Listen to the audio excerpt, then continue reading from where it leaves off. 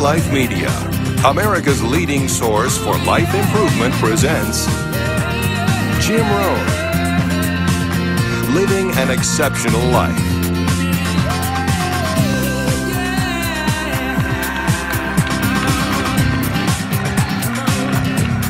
Hey, thank you. How's everybody? Nice to see you. Thanks for coming today. I appreciate it very much, and I'm just delighted to be here. How many of you have never seen me before? This is your first time. Wow, everybody. I keep thinking I'm famous, but I guess, that settles that. Anyway, nice to see you. I've got some interesting ideas to share with you. If you're ready, say I'm ready. And if you'll take some good notes, I got some lists for you to make that you can take home with you and ponder at later times. Some of the things I want to share with you. I was raised in southwest Idaho. My parents gave me an incredibly excellent start in my life, which I appreciated very much. But I quit school at age 19, unfortunately. My reasoning was, I'm smart enough to get a job. How much smarter do you need to be? And with that shallow thinking, I quit school, age 19, and got a job, went to work. A little while later, got married, started a little family, and I'm struggling and, trying to do my best. But it seems like each year I'm falling just a little bit further behind. Finally, age 25. The climax of my sort of weariness with where I was, not doing as well as I thought I should, I hear a knock on my door, and I happen to be home alone. When I opened the door, there was a little Girl Scout about this tall selling Girl Scout cookies. And she gave me the finest sales presentation I've ever heard. Girl Scouts around the world, no better organization. And we've got these cookies, only $2, several flavors. And with a big smile, she very politely asked me to buy. No problem, I wanted to buy. Big problem, I haven't got $2 in my pocket. Now, I'm a grown man, I live in America, I've been to 1 year of college, I'm married, I've got a family, and I don't have $2 in my pocket. And I didn't want to tell her that. So I did what I thought was next best. I lied to her. I said, hey, look, I've already bought lots of Girl Scout cookies. I've still got plenty in the house that we haven't eaten yet. And she said, oh, that's wonderful. Thank you very much. And she leaves. When she leaves, I say to myself, I don't want to live like this anymore. I mean, how low can you get lying to a Girl Scout? I mean, that's about as low as you can go. But I promised myself that day I was going to start my search of finding opportunity, finding somebody who could teach me and coach me on doing much better for myself and for my family and for my future. And shortly after that, I met a most extraordinary man, very wealthy, but a friend of mine said, you got to meet this man. He's rich, but he's easy to talk to. He's got a unique philosophy of business and life. And the more he told me about this man, the more I said, I've got to meet this guy. And shortly after that, I had a chance to meet him. Sure enough, when I met him, I was impressed. Obviously, he was rich, but he was friendly and easy to talk to. And I said to myself, if I could just get around someone like him, and if he would coach me, I would be willing to learn anything. I'd love to be like him. Well, my good fortune was he invited me to join his company, and over the next 5 years, my dream came true. He coached me and taught me how to turn my life from pennies to fortune. And he's not alive anymore, but I'd like to pay tribute to him one more time, Mr. Earl Schoaf, for the dramatic impact he had on my life, especially during that 5-year period. And so my whole life turned around. I made my fortune by the time I was 32, starting at age 25. And some of the ideas that I want to share with you today came from that 5-year experience. Then from there, I got into lecturing and giving seminars, and I've written a few books. and my career now spans about 41 years. But I'll never forget the impact this gentleman had on my life with a few simple concepts that totally changed my life, changed my future, and changed everything. Jim Rohn's view of the 21st century. Here's number one: unprecedented opportunity. We not only have begun a new century, century 21, it's a new millennium. A millennium is a 1,000-year period. We've had 6 so far.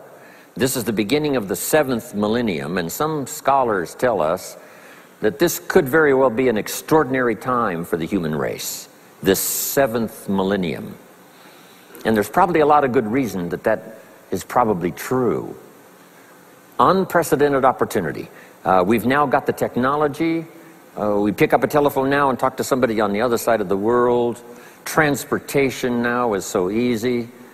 I get on an airplane in Los Angeles, and 13 hours later, I'm in Tokyo.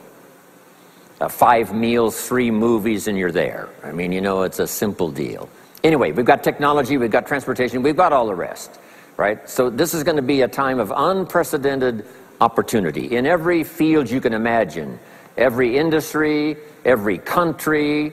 It's going to be the greatest period of opportunity time in the history of the human race, the 21st century, especially these opening years of the 21st century. So that's number one, unprecedented opportunity. Now here's the second note to take. Now also keen competition, because we now play the world game. And it's not just competition across the street and company to company and, you know, division to division and, you know, company to company. Now it's worldwide competition. A job now becomes available. Does it go to someone in Minnesota or someone in India? Worldwide competition. So now you've got to be ready to cash in on the opportunity, but you've also got to be ready for the competition.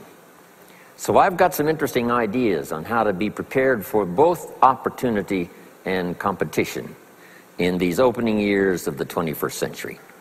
Here's some of my best advice. Number one, you've got to have more than one skill. It's okay to have one skill, but I'm telling you, if you want economic safety for the future, especially this century, my personal opinion, you need more than one skill. We've seen people, right, the last 15, 20 years that only had one skill, worked for this company for a long time. The division the guy worked for got chopped, eliminated. Now he loses his job. Now he tells us he's in economic distress. Why would that be? Simple answer. He only had one skill. So for economic safety for the future, my personal advice, you gotta have more than one skill. In fact, it led me to my first fortune, and that was learning more than one skill. I started learning these extra skills in Idaho, where I grew up. I knew how to milk cows, but it didn't pay very well. Then someone gave me this incredible advice. If you want to lay the foundation for a future fortune, you've got to learn more than one skill. And I started that process age 25. Here's the first one, and I started part-time. A little sales job that I got. A product that I believed in, learned how to present it well enough for somebody to say yes, gave excellent service so that that would lead to multiple sales, and this little extra part-time job in sales absolutely started multiplying my income. From milking cows, now I've got this ability now to start getting customers, keep them serviced, and make some money in this extra skill. So now I've got 2 skills, milking cows and finding customers. Here's the next skill I learned, just to give you a quick list. Next was finding good people. If you've got a little enterprise going and you need some people, you have to just go look for them. And when I learned this skill, finding good people for my little enterprise, I couldn't believe how it drastically changed my income. My income now starts to multiply, not just increase. So now I've got what? 3 skills: milking cows, getting customers, finding good people. I'm on my way. Here's the next one that paid me big money, in case you're interested, and that's organizing. Organizing simply means getting people to work together. Big challenge, but if you learn this skill, getting people to work together, they pay extraordinary money. Here's the next one that really increased my income substantially, and that's promotion and recognition. Rewarding people for small steps of progress. I mastered this one. And here's the philosophy behind it. Be so busy giving other people recognition, you really don't need it for yourself. I mastered this. Guess what it pays? Big money.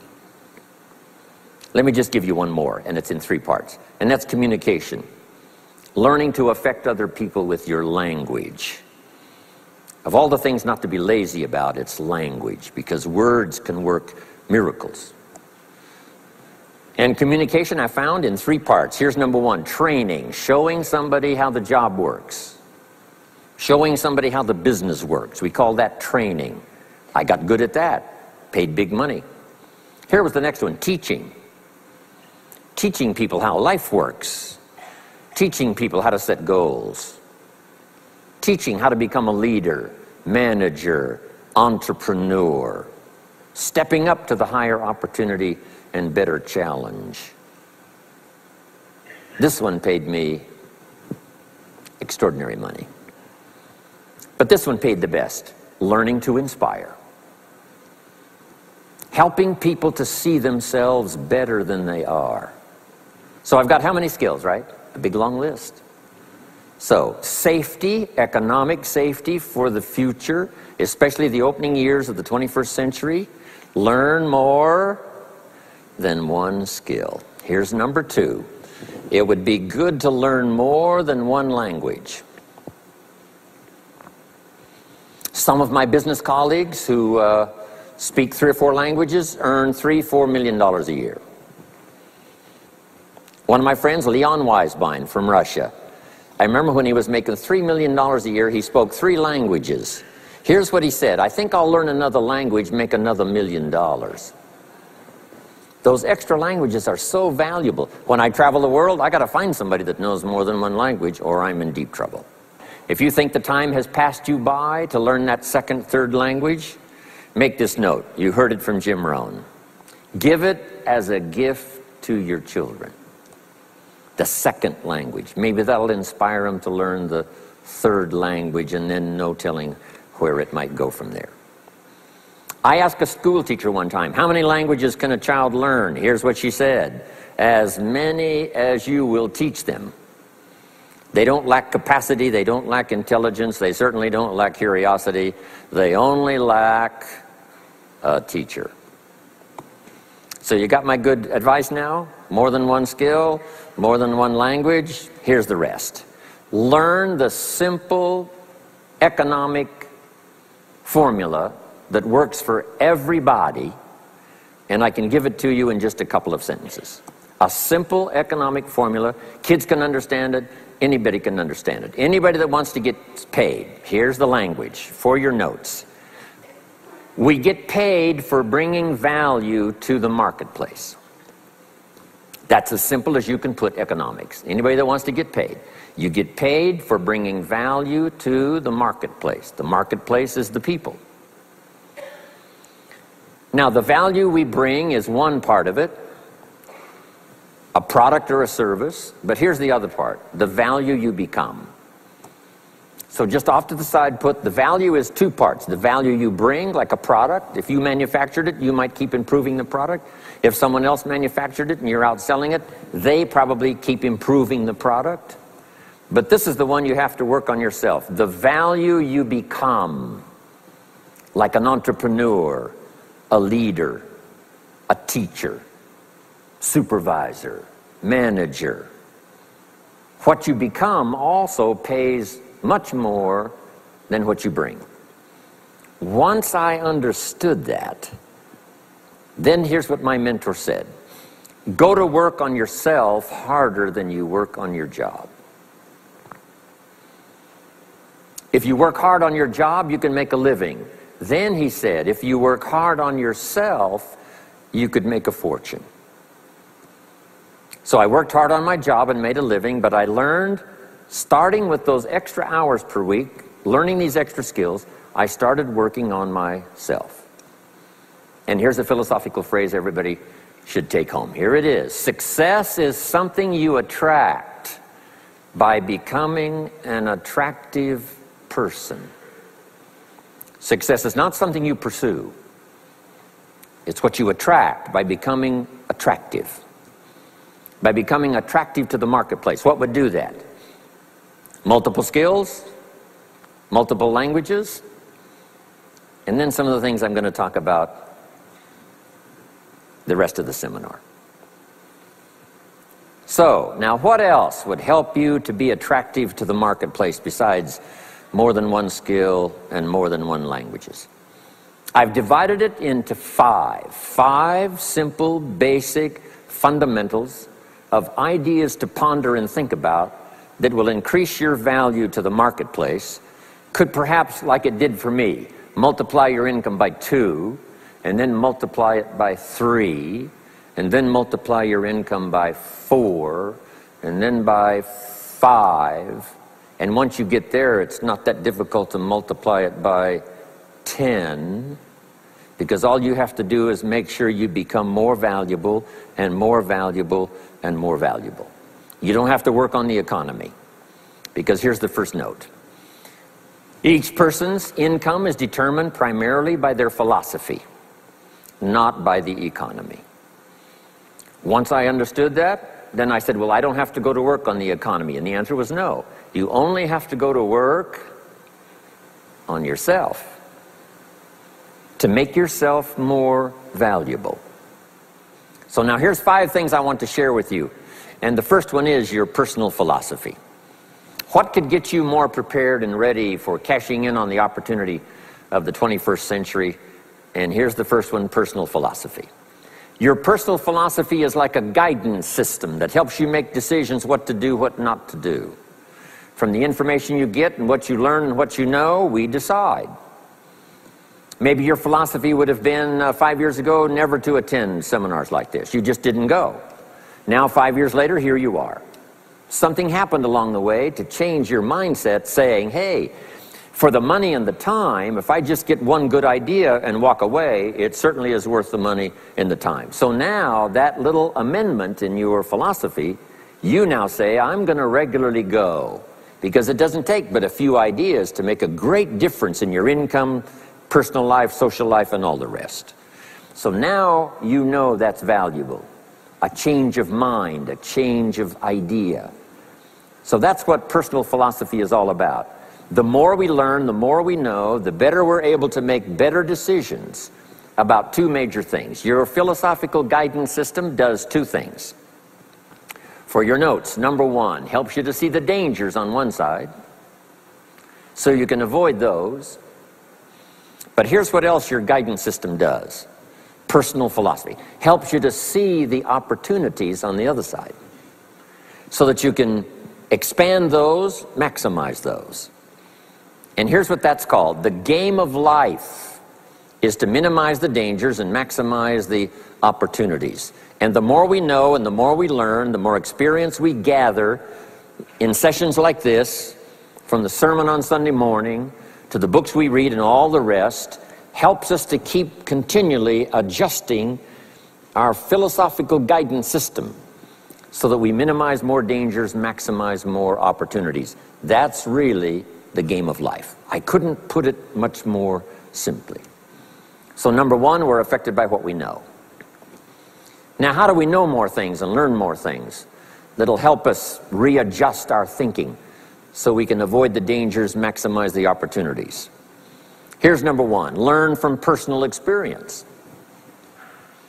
One way to learn to do something right is what? First do it wrong, right? Mess up, and then you say, wow, that was costly. I'm never going to do that again. So one way to learn to do it right, first do it wrong. Sometimes a negative experience turns out finally to be positive. They say if you survive your first heart attack, you may now live to be a very old person. Why is that? Well, that first heart attack, if you survived it, is called a wake-up call. And maybe the doctor said, one more of these and you're history. And you said, wow. And you make it for the health food store. And you start reading every book you can find on good nutrition, how to avoid another one of these heart attacks, and you start jogging and start walking and doing all of the stuff, and this total change of lifestyle could now save your life and cause you to live to be a very old person. Here's what my mentor said, that's some of the best advice I ever got. He said, Mr. Rohn, if you will change, everything will change for you. If you'll start making personal changes, your income will change, your health will change, your future will change, everything will change, if you're willing to start making the changes. So sometimes a negative experience now causes us to really make a sudden shift in our philosophical guidance system that says, hey, I'm never going to let this happen to me again. Fantastic. Now here's the next way to learn, and that is to learn from other people's experiences, whether they are negative or positive. It's too bad failures don't give seminars like this. Wouldn't that be good information? Now, we don't want to pay them, so they don't lecture, but their information would be valuable. If you know a guy that's messed up his life for 40 years, you have to say, John, would you spend a day with me? And I will bring my notebook and take good notes. A good-looking guy like you, beautiful family, every reason to do well, threw it all away.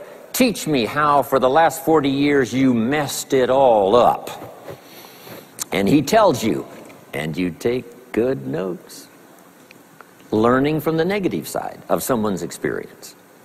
If somebody tells me these eggs are rotten, I'm not going to make an omelet and try it, right? I'm just going to take their advice and their know-how. So, learn number one from your own experiences, learn number two from other people's experiences. And my mentor taught me to always keep a journal. Here's what he said, don't trust your memory. If you want to live a dynamic life, multiplying your income, multiplying your future, be a good student. If a good idea comes your way, write it down, then ponder it, then perhaps go do it. Okay.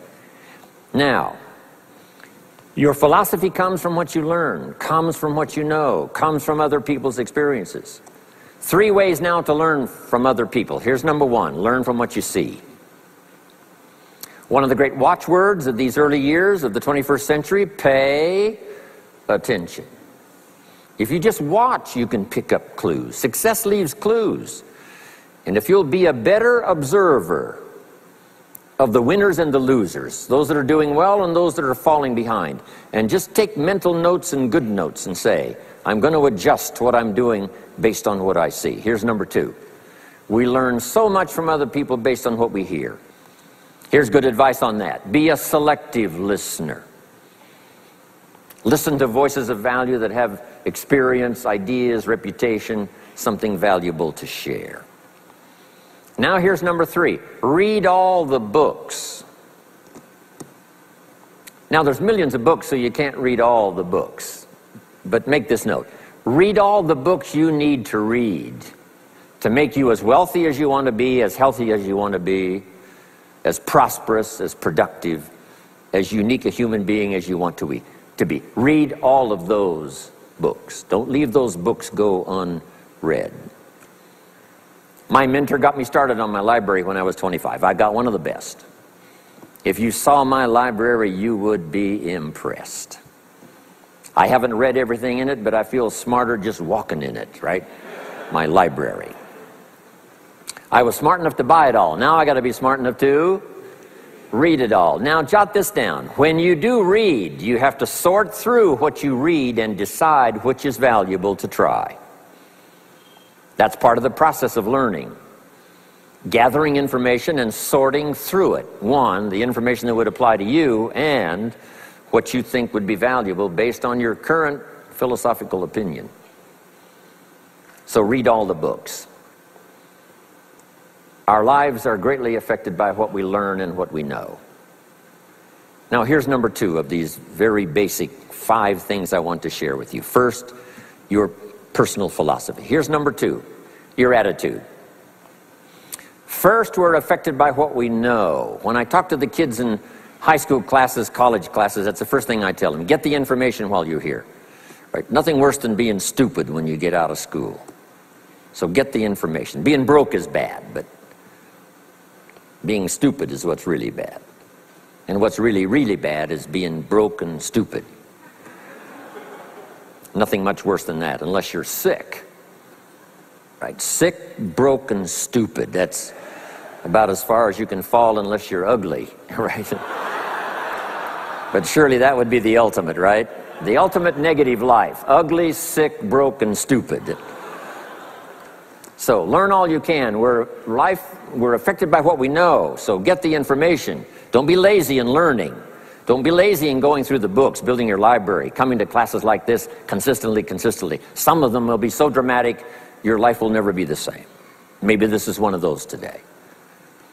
Next, we're affected by how we feel, attitude. This is the emotional part. We need the intellectual part to set sail. So as the winds blow, we can still get where we want to go. Redefine, keep strengthening our psychological and philosophical guidance system. But now we're also affected by the emotions. That's the power. And jot these notes down as I hurry along now. 4 things to consider on attitude and how you feel. Here's number 1. It's how you feel about the past. It's important to make the past useful.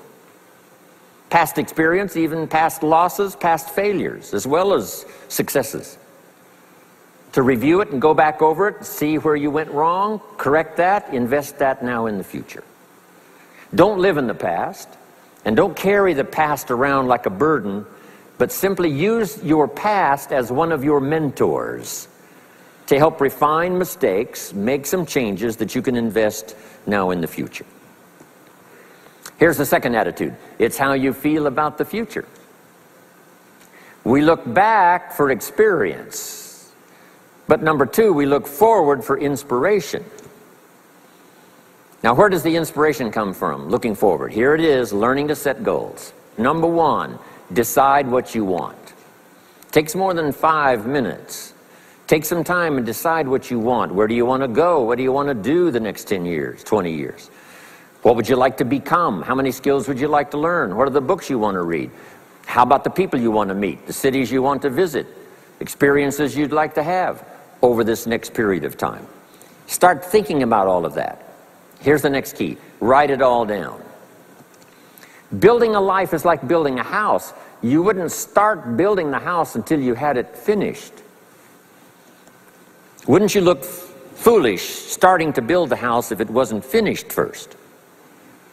What if you were laying bricks and somebody came by and said, "What are you building here?" And you said, "I have no idea." See, they would take you away to a safe place. So building a life is a lot more important than building a house. And yet people treat it so carelessly and so casually about planning and making plans for what they want their life to work out to be. So I'm asking you not to be casual anymore. Start designing the future for yourself, for your family, for your business, for your future. Okay, decide what you want. Okay, so from the past we get experience, from the future we get excitement, inspiration by setting goals. Now here's the next advice. Put everything on your list of goals. Little things, insignificant to someone else but important to you. A goal list is important. You don't have to publish it in the local newspaper. My Japanese friend, Toro Ikeda, San Jose, California, put on his first list, a Caucasian gardener. I said, go Toro. Back then everybody had a Japanese gardener. He said, no, I'm Japanese. I want a Caucasian gardener. I like that. So set goals. Set the goals that'll turn you on, goals that'll get you excited. Put everything on your list. Now, here's the next attitude. It's very important how you feel about everybody. If you want to be a leader extraordinaire, here's what you learn. Each of us need all of us. One person doesn't make an economy. One person doesn't make a symphony orchestra. It takes all of us for each of us to be successful. Each of us need all of us, and all of us need each of us. Each gift is important. as we bring it to the table, as we bring it to the country, as we bring it to the community. Learn to appreciate that. Each of us need all of us. Now here's the last one on attitude. It's how you feel about yourself. Nothing more powerful than self-confidence to start multiplying your income by 2, by 3, by 5, by 10. And where does that come from? Make the note. It comes from self-esteem. Doing the things you know you should do, and at the end of the day, your self-esteem is soaring and high. You've met the people you said you'd meet. You made the calls you said you would make. You did the things that you required of yourself to do. And at the end of the day, you feel great about yourself. That is one of the greatest motivating factors for the future. Self-esteem, feeling good about yourself. Now let me give you the miracle piece of this formula. If you're ready, say, I'm ready. Here it is. Number 3 is activity. We're affected by what we do. Now we've gotten to the formula of how to turn ideas into reality, how to turn imagination into substance. It's called number 3, activity. So add these notes to it now. Activity is the work. Activity is the labor. You might add labor pains.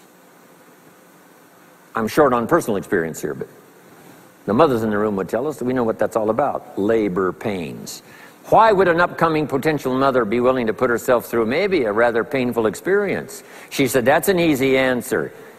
And it's for your notes. It produces new life. Why wouldn't she put herself to the labor? Now comes the miracle of new life. And whether it's new career life or new business life or new friendship life or new married life or new life of any kind, it has to come from the work. It comes from the labor. In fact, labor was so important. Here was the original formula for labor. If you have forgotten it, remind yourself. For your notes, 6 days of labor and what? 1 day of rest.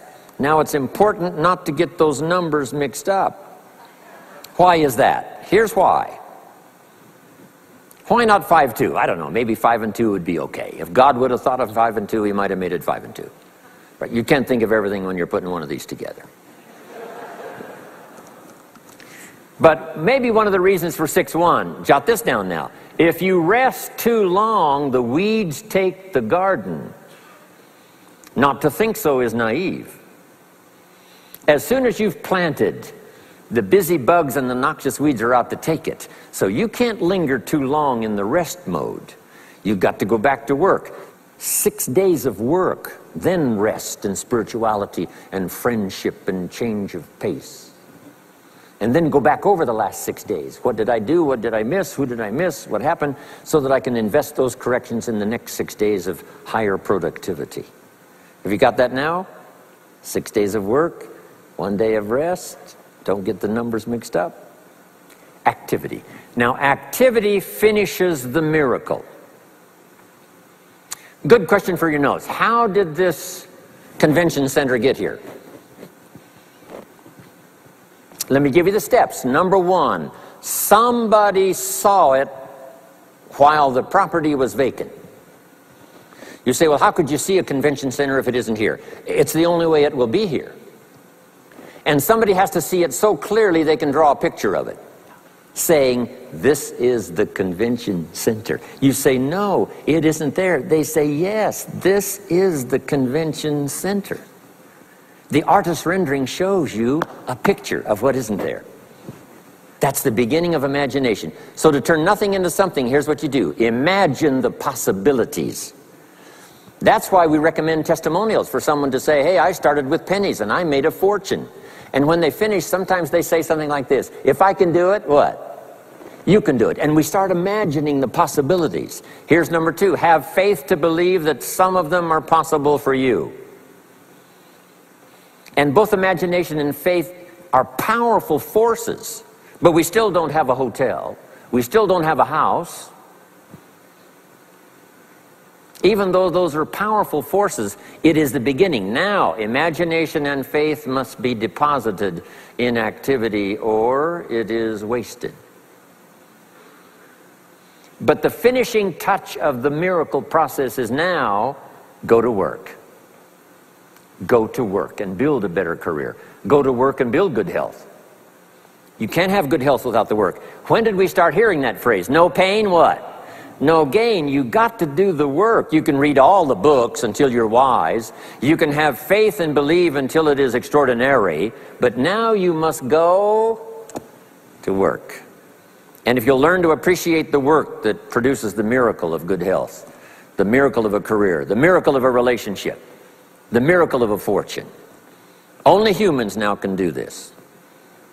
The birds of the field can't do it. No other life form can imagine and create something from nothing.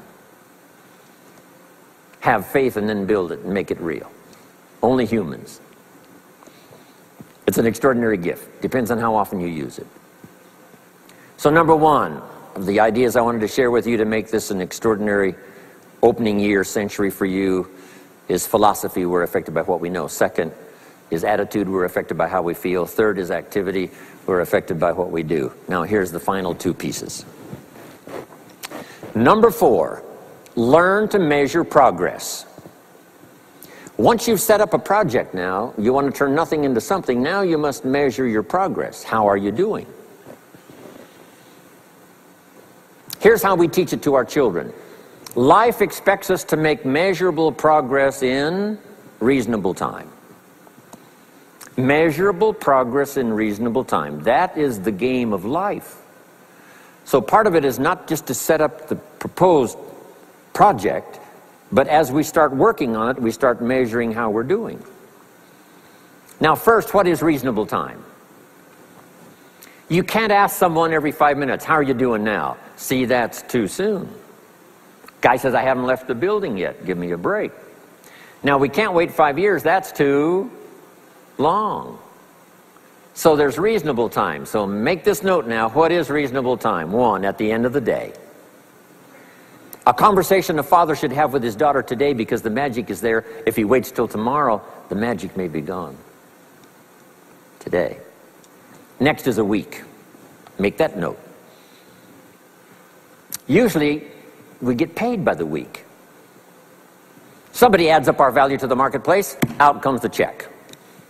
The next week, somebody adds up our value to the marketplace, out comes the check.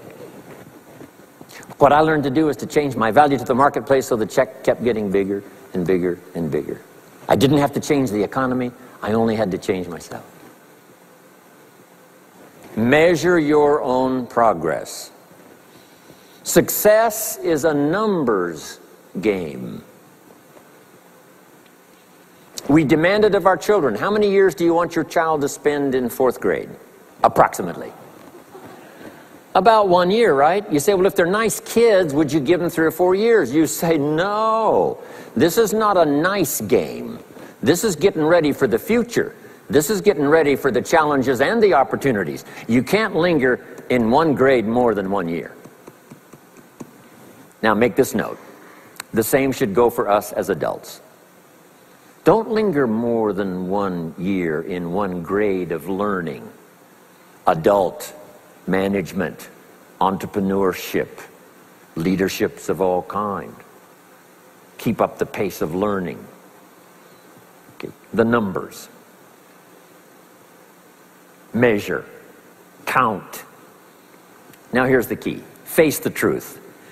If you're only making this much progress, you know, there's no use trying to kid the world, no use trying to kid anybody else, and especially don't kid yourself.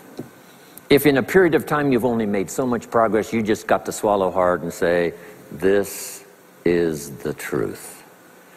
I've got to face it. Now, what could I do to start increasing my progress and make my health better, make my income better, make my investments better, make my value to the marketplace much better, get busy learning the 2nd skill and the 3rd skill and the next language and the next language to increase my value. I got to get busy and do that.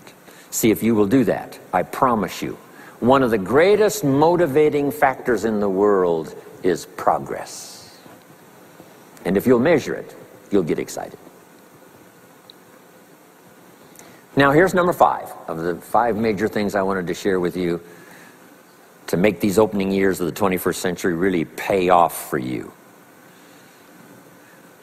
And here's the word, lifestyle. Learning to live well, because the ultimate essence of life is not a Ferrari. The ultimate essence is not a home. The ultimate essence is not a bank account. It's not $1 million. It's not a fortune. Here it is. The ultimate essence of life is learning to live a good life. That's the key. Whether you have modest resources or whether you have mega millions, either way, the real key is learning to live a good life. And so in my closing 5 minutes, let me give you what I think is a good list. Now, this is the short list. In other presentations, I cover a longer list, but this is called Jim Rohn's short list for living the good life. Here it is. Number 1, productivity. You really won't be that happy if you don't produce. And here's the next bit of advice on that. Produce to the max if you possibly can. To produce a little is okay. To produce enough is okay. To produce some to get by is all right. But why not try productivity to the max? Andrew Carnegie, who built the steel industry back in the 30s, here's what Andrew said. I'm going to spend the first half of my life accumulating money. I'm going to spend the last half of my life giving it all away. He got so inspired by that goal that the first half of his life he accumulated $400 million, which back in the 30s was a lot of money. A mega fortune. Guess what he did the last half of his life? He gave it all away. I got a good question for you as we close. Here's the question. What's got you turned on? What's got you up early? What's got you eager to face the day? What's got you inspired to learn the extra skill, put in the extra time, go the extra mile, learn how to work with people, guarantee your future? Good question. Here's number 2, good friends. You got to have good friends. The best support system in the world is good friends. Collect and nourish those as priceless. Good friends are those wonderful people who know all about you and still like you. Those are good friends. Here's number 3, your heritage. What's made America so unique among all the nations of the world and the greatest experiment in the history of the world? And that is the depository of gifts that have come to America over the last 300 or 400 years. The heritage from all walks of life, all over the world. Now, the key to keeping America vital and powerful and unique for generations to come is to keep alive these heritages. The music, the dance, the costume, the customs, the literature, the poetry, and all the rest combined together, making us an extraordinary, unusual nation among nations. Keep your heritage alive. Here's number 4, your spirituality. Whatever you believe in terms of spirituality, that's important. And I've got 3 words for you to consider. Here they are. Study, practice, and teach. Whatever you believe in terms of spirituality, study, practice, and teach. Don't leave your spirituality unstudied, don't leave it unpracticed, and don't leave it untaught. It's one of the major components of a good life.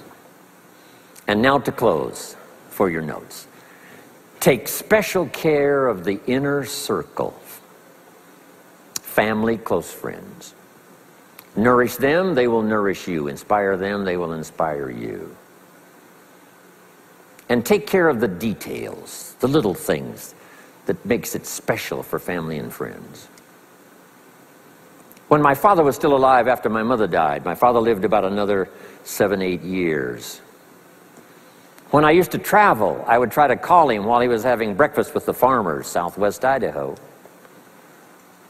Make a special day. If I'm in Israel, I got to get up in the middle of the night. But I call in the middle of the night, Papa, I'm in Israel. And they would bring him the phone in this little cafe called the Decoy Inn.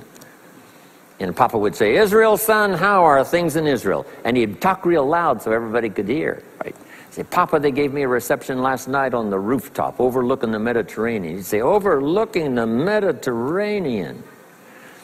Now he's got a story to tell for the rest of the day. My son called me this morning while I was having breakfast with the farmers. I know he had to get up in the middle of the night. Special days. One more scene. I thought about my father walking down the lane on the farm to the mailbox, opening it up. And this is for your notes. Make sure the mailbox is not empty. My father lived to be 93. What kind of an experience would that be for a day? Age 93, open the mailbox and it's empty. Even if it's just a postcard, make sure the mailbox is not empty. The details, the inner circle. And now here's the last. Maybe, just maybe, some of the things I've shared with you have been seeds that have fallen on your consciousness at the right time. And then if it turns into something valuable for you in the future, that will be well worth my coming, being away from my grandchildren and my children for a little while, to come and deposit the best of my experience with all of you today. Thank you very much. God bless. We hope you've enjoyed this special presentation of Jim Rohn's Living an Exceptional Life. If you'd like to own a copy of this program or any of Better Life Media's programs, please visit our website at betterlifemedia.com, where you'll find all types of valuable life improvement information.